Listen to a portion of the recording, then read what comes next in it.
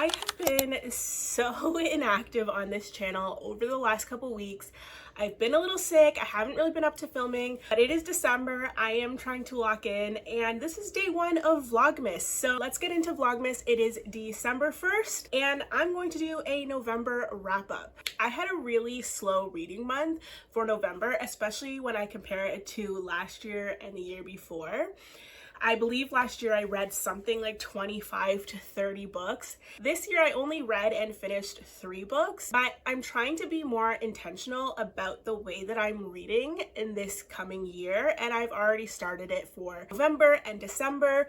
I'm reading a little bit slower. I'm taking my time. I'm trying to actually soak in what's happening in the books a little bit more than I might usually do. I find, especially towards the end of the year, I'm reading kind of just to hit my goal. And I actually think this might be the first year since I got back into reading that I won't hit my reading goal. And I'm actually okay with that. I'm actually happy with it because I'm being more intentional about my reads. I'm doing rereads and just trying to find a joy of reading again, which I feel like I kind of lost when I got a little bit more caught up with keeping up with everything that's on my TikTok algorithm and trying to always read new releases and kind of ignoring my physical TBR. And it's time to make change. It's time to put an end to numbers-based reading and really just put my all into reading and kind of re-find that love of it. Because ultimately, the reason that I make these videos, the reason that I have any kind of following at all is because I love to read books and I love just books in general. And I want to express that. And the only way to express that is to experience that.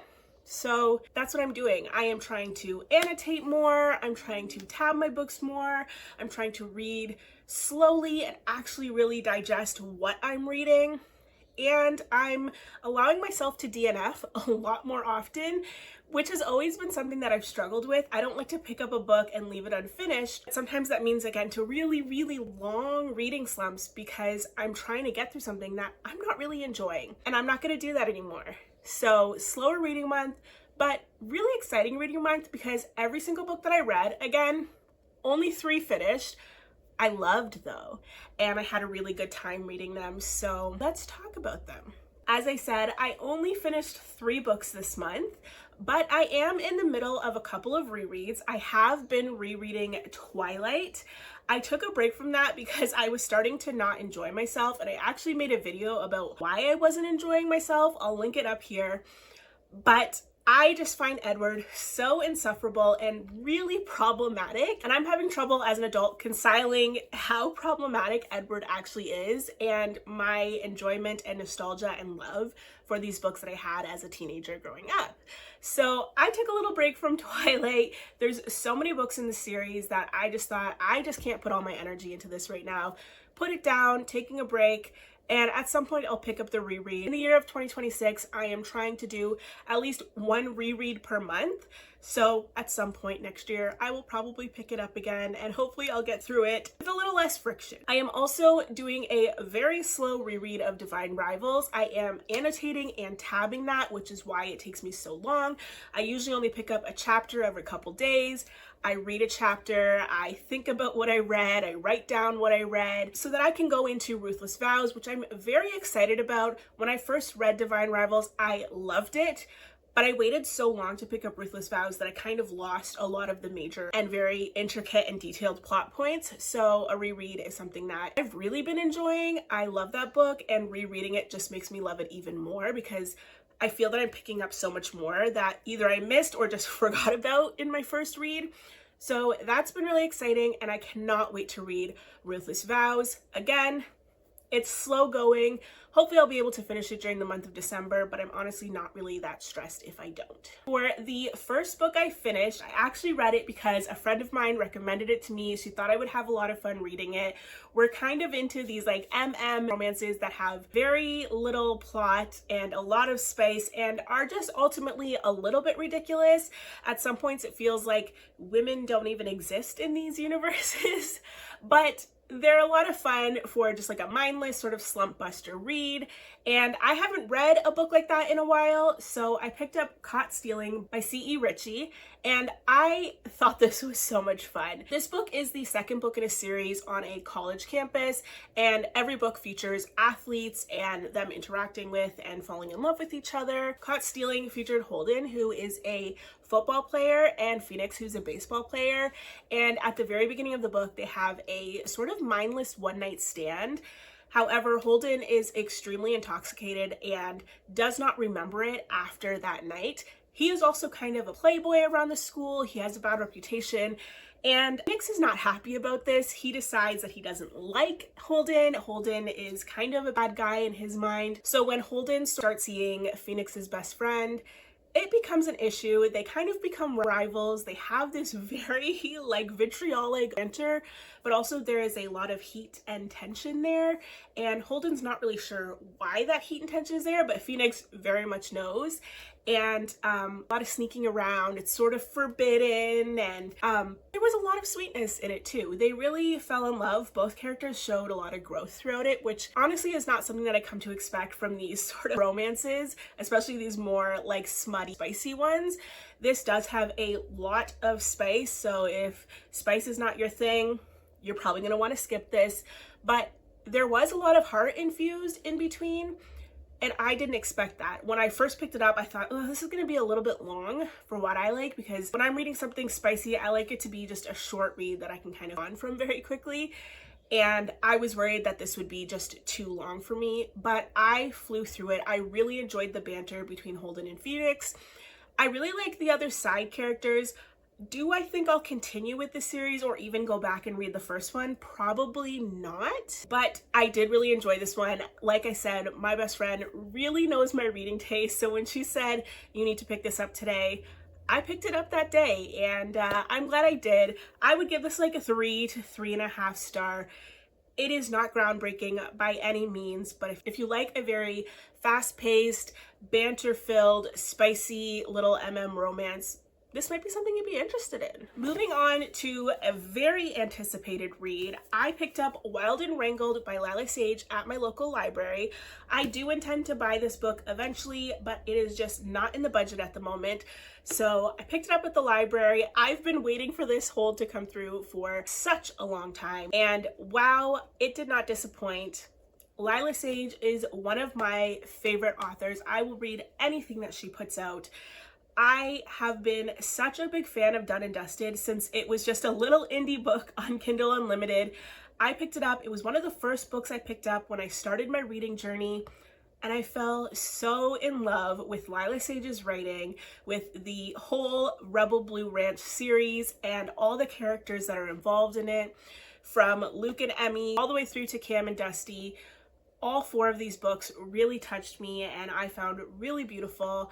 I never knew I was a cowboy romance type of girl until I picked up Done and Dusted, and I was so enthralled and obsessed. And reading this book, which is the last book in the series, I felt was going to be very bittersweet, and it was incredibly bittersweet. I cried multiple times through this. The epilogue at the end, I could not stop crying. I was sobbing uncontrollably because for me it was so beautiful. It was such a gorgeous way to wrap up the series.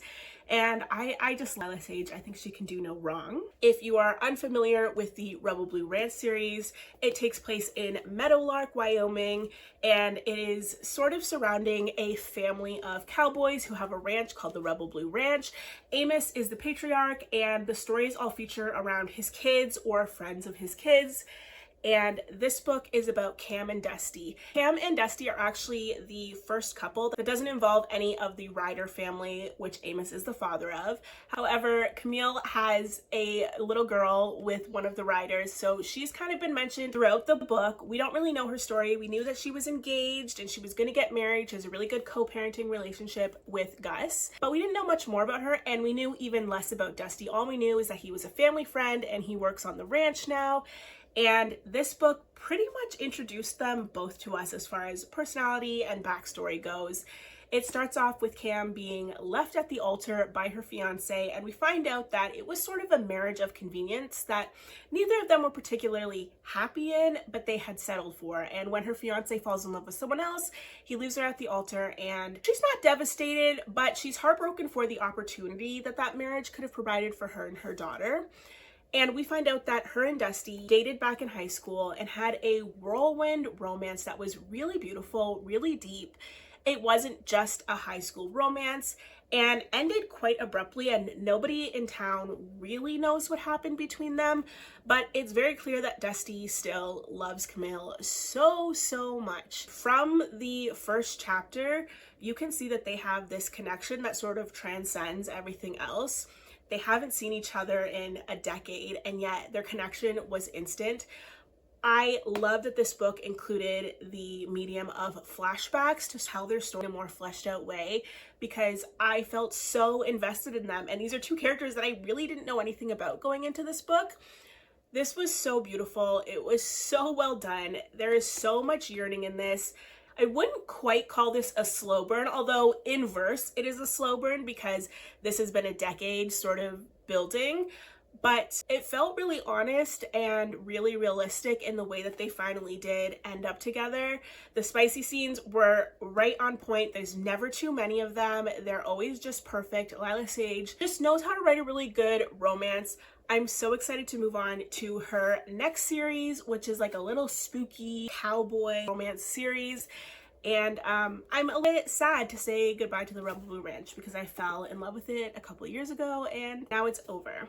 But I have heard rumblings that we're going to hear from some of these characters in the other books and not just in a cameo fashion. So I'm excited about that. And I gave this a 5-star. This is a 5-star for me. I loved it. And the last book I read was Wyatt by Jessica Peterson. I read Cash by Jessica Peterson a number of months ago. I think it was earlier this summer, and I enjoyed it. I thought it was okay, but it wasn't a standout book for me. I just thought it was like a good, decent romance. It was just fine. Like Wild and Wrangle, it revolves around a family that owns a ranch. It is 5 or 6 brothers. They inherited their parents' ranch after their parents died, and they now have merged that ranch with another ranch of a man who was their adoptive father. Cash, I only thought was okay, but I was recently approved for Duke, which is the 4th book in the series, so I decided that I would go back and read book 2 and 3 in preparation for reading this arc that I received. So I went back to book 2, didn't have super high expectations. I thought it would just be like an okay cowboy romance. I actually thought this was beautiful. It wasn't quite a second chance romance, but it was best friends to lovers, which is one of my all-time favorite tropes. There's something about best friends to lovers that to me just gets me every time. There's always a good amount of slow burn when it comes to it, a lot of yearning, a lot of will they, won't they, should they, and that always appeals to me. This is about Wyatt and Sally, and they have been best friends since they were children. Wyatt has always held a little bit of a flame to her. Everyone in his family kind of knows he has a flame for her. She has no idea. She has always been a little bit of an awkward duckling, a late bloomer, and doesn't have a ton of experience with dating, whereas Wyatt is kind of a playboy. They're adults now, and she wants to have a fling before she moves to New York to pursue a job opportunity that her dad is really pushing. And she enlists Wyatt to help her fulfill this sort of cowboy fling. And Wyatt takes his chance and says, you know what, you're gonna have this cowboy fling with me, your best friend, who is also a cowboy and may potentially be in love with you. Very quickly things heat up, and there was so much yearning in this. And you kind of find out the crush that Wyatt's had on Sally has been reciprocated this whole time. They just didn't know about it. And was not a slow burn. It was very quick, but what I did appreciate about it was how open and honest their communication with each other was, which to me felt very realistic for two people who have always been friends. They find opening up to each other and being vulnerable and emotionally available to each other quite easy. And that read as really realistic and heartfelt to me. I loved the way these two communicated throughout the book. There was not a lot of holding back. They were pretty upfront and honest with each other, and I really liked that. I found that really refreshing, especially in a romance book. You often get a lot of like miscommunications and then a third act breakup, and there was none of that in this, and I really appreciated it. For me, the only issue is that I felt that there was a lot of smut that bordered on too much smut for my liking. I don't mind smut in a book. My last 2 books that I read this month were very spicy. However, I just felt the smut went on for too long. There would be like 3 or 4 chapters of spice and then some plot, and then another 3 or 4 chapters of spice and then some plot. And for me, that's just a bit too much. That's a personal taste. If you love a lot of smut in your book, then this might be for you. And it was very spicy, a little risque at times. There was some stuff in this that I was not expecting from a little cowboy romance, but I enjoyed this so much more than Cash. So I'm very excited going into Sawyer, which I'm actually about halfway through that book now. And Sawyer is a single dad and he meets a single mom on a random night out. They have a one-night stand, and sure and behold, a few months later they end up in the same town, and I'm really enjoying that one a lot. I'm actually enjoying it more than Wyatt. So this series just keeps getting better, and I'm really excited about that. I, at the end of the day, ended up rating Wyatt 4 stars. I really enjoyed it. A little too much spice for me, but ultimately, I would recommend this book. And that is it. That's everything I read in the month of November. Only 3 books, but still a really exciting time. I'm really looking forward to December and what it brings. Trying to vlog and post every day, which is not something that I've ever done before on YouTube. I am very new to long form content and just really trying to discover what I like filming and recording and editing.